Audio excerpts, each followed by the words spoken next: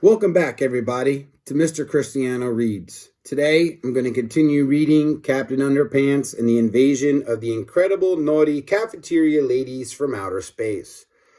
If you remember from last time, the boys, Harold and George, had gotten in trouble for giving the lunch ladies a special cupcake recipe for Mr. Krupp's birthday, even though it wasn't Mr. Krupp's birthday.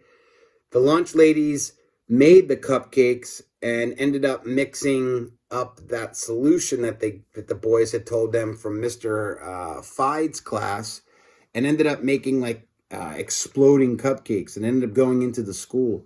So the lunch ladies were mad because they figured out that it was George and Harold who gave them the recipe, and then they quit because Mr. Krupp wouldn't do anything about it. So then Mr. Krupp hired 3 new lunch ladies who happened to be those aliens that landed on top of the school. And then the boys ended up getting, we'll call it a lunch detention, and they were told that they were not allowed to eat in the cafeteria, and that they had to eat in Principal Krupp's office from now on. So let's see what happens in the continuation of Captain Underpants and the Invasion of the Incredible Naughty Cafeteria Ladies from Outer Space. Chapter 11, Brown Bagging It. The next day, George and Harold each brought their own sandwiches to Mr. Krupp's office for lunch. "I'll trade you half of my peanut butter and gummy worm sandwich," said George, "for half of your tuna salad with chocolate chips and miniature marshmallow sandwich." "Sure," said Harold. "You want some barbecue sauce on that?" "You kids are disgusting," said Mr. Krupp. I would have to agree with him. Those are some 2 pretty awkward sandwiches. Soon, George and Harold were munching on potato chips with whipped cream and chocolate sprinkles. Mr. Krupp was turning green. "What's for dessert?" asked Harold. "Hard-boiled eggs dipped in hot fudge and Skittles," said George. "Ah!" screamed Mr. Krupp. "I can't stand it anymore." He got up and stumbled out the door for some fresh air. "You know," said George, "now that Mr. Krupp is gone, we could run into the cafeteria and change the letters around on the lunch sign." "Cool," said Harold. So George and Harold sneaked to the cafeteria, but when they read the lunch sign, they were a bit confused. "What's going on here?" said George. "It looks like somebody already changed the sign," said Harold. "Forget the sign," said George. "Look at that. Look at everybody. They've changed." "Oh, interesting. Today's lunch is fried dream worm guts, Boston baked boogers, and zombie nerd milkshakes." Interesting. Remember, the boys are usually the ones that changes the sign, makes things weird, so now they're wondering what's going on. It was true. All the kids and teachers in school were entering their cafeteria looking as normal as ever, but they were leaving the cafeteria looking quite different. "Look!" cried George. "They're all wearing broken glasses held together with masking tape, and they've all got vinyl pocket protectors. They've all turned into nerds!" Harold gasped. "And look at their skin," said George. "They're all gray and clammy. That could only mean one thing. They're zombie nerds?" asked Harold. "I'm afraid so," said George. "Let's just hope they're friendly," said Harold. "Whoever heard of a friendly zombie nerd?" asked George. So here they are going in looking normal, and here they are leaving looking like zombie nerds. "I'm afraid," Harold whined. "There's no time to be afraid," said George. "We've got to get to the bottom of this." "That's what I'm afraid of," said Harold. And there you have it, end of chapter 11. Chapter 12, The Bottom of This. George and Harold crawled into the cafeteria and sneaked through the kitchen doors.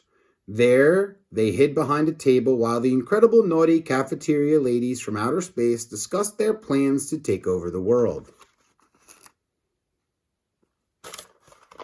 Uh-oh. "Look at those puny earthlings," laughed Zork. They're all drinking evil zombie nerd milkshakes and transforming before our very eyes. It won't be long now, said Clax. Tomorrow we'll feed them super evil rapid growth juice. Then they will grow to the size of the Ziffinif tree. Exactly, sneered Jennifer. Then we'll unleash our giant evil zombie nerds upon the earth, and soon the planet will be ours. The three evil space guys threw back their heads and laughed hysterically. We've got to tell Mr. Krupp about this, Harold whispered. Right, whispered George, but first we've got to get rid of that super evil rapid growth juice. George carefully reached up and swiped the carton of juice. What should we do with it? Asked Harold. Let's pour it out the window, said George. That way it won't do any damage. Good idea, said Harold.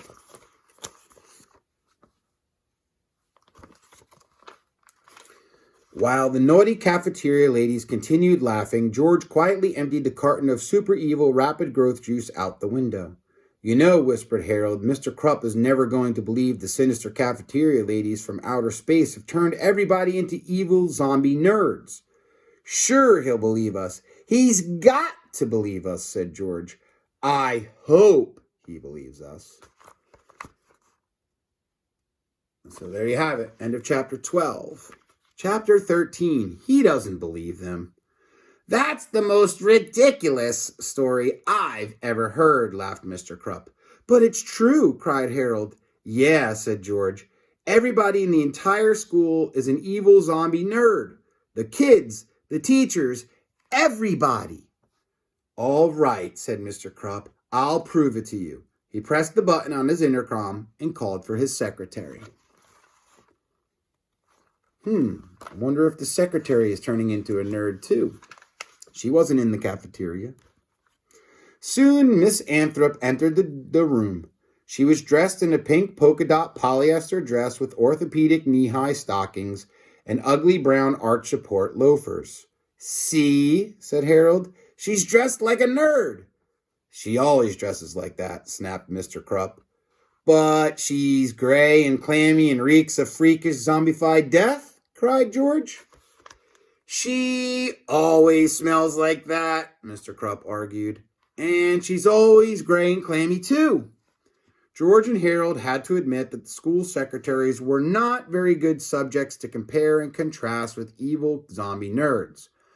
But then Miss Anthrop leaned over and took a huge bite out of Mr. Krupp's desk. Must destroy Earth, she moaned as she took another bite. Even Mr. Krupp had to agree that Miss Anthrop was acting a bit more evil than usual.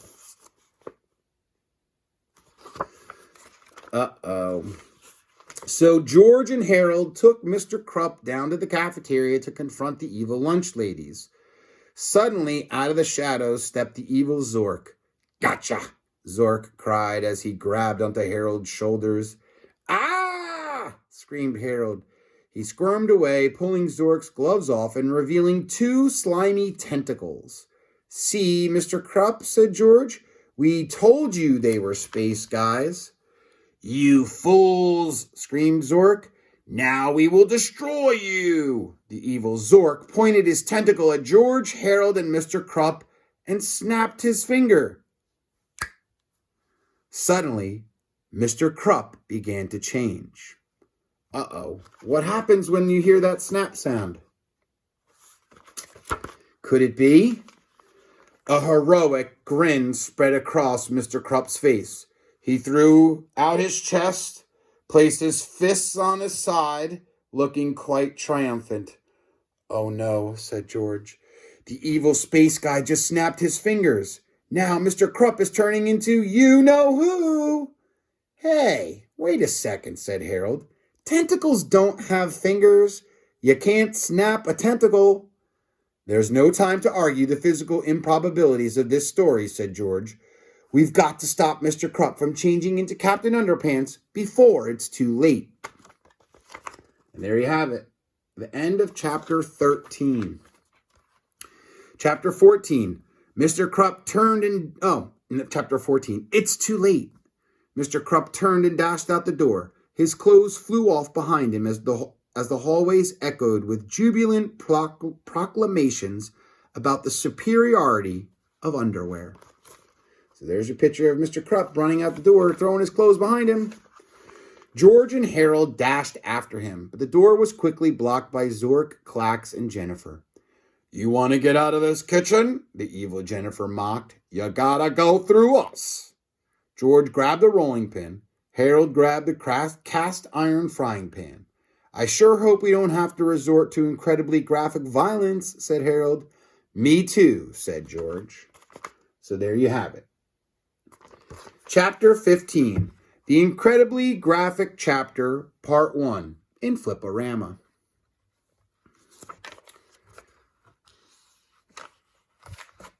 All right, so here we have George pins the Predator. See if I can...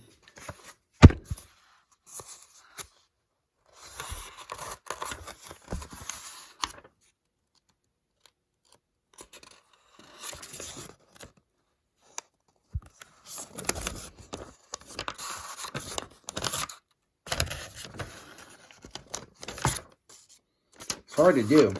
There you go. You can see him smashing the Predator. And then Harold bonks a bad guy.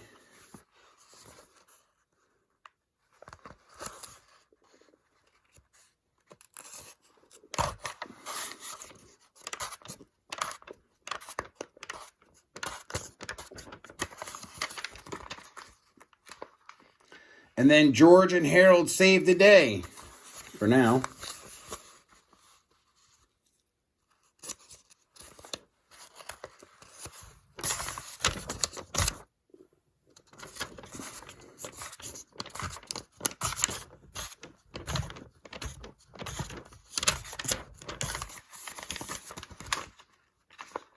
And there you have it. That's the end. Well, not the end, but that's chapters 11 through 15 in Captain Underpants and the invasion of the incredibly naughty cafeteria ladies from outer space. So the boys have started to attack the cafeteria ladies.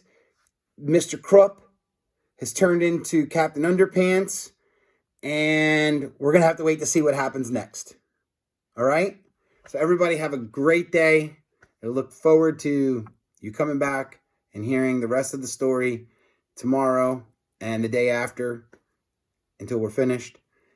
Until then, have a great day. From Mr. Christiano reads.